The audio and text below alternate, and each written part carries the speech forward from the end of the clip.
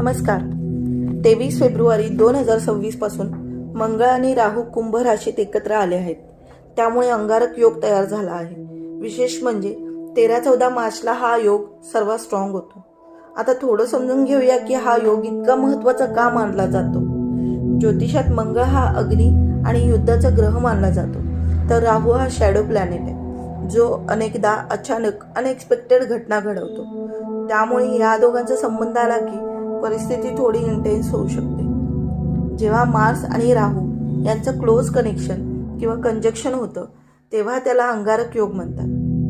Mars हा energy, courage, aggression आणि action दर्शवतो, तर राहू सडन इव्हेंट्स, कन्फ्युजन आणि इन्स्टेबिलिटी दाखवतो. त्यामुळे वातावरणात थोडी अग्रेसिव्ह एनर्जी वाढलेली दिसू शकते.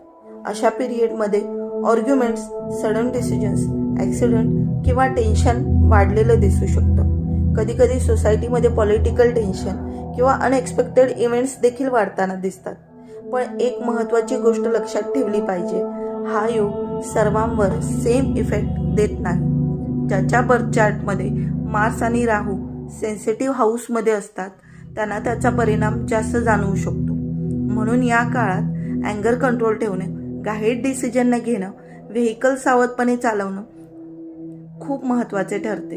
तसेच कधीकधी मार्स आणि राहूचा संबंध व्यक्तीला बोल्ड, डेअरिंग आणि रेबेलियस देखील बनवू शकतो. शेवटी एक गोष्ट लक्षात ठेवा, ज्योतिष हे भविष्य घाबरवण्यासाठी नाही तर अवेअर राहण्यासाठी आहे. धन्यवाद.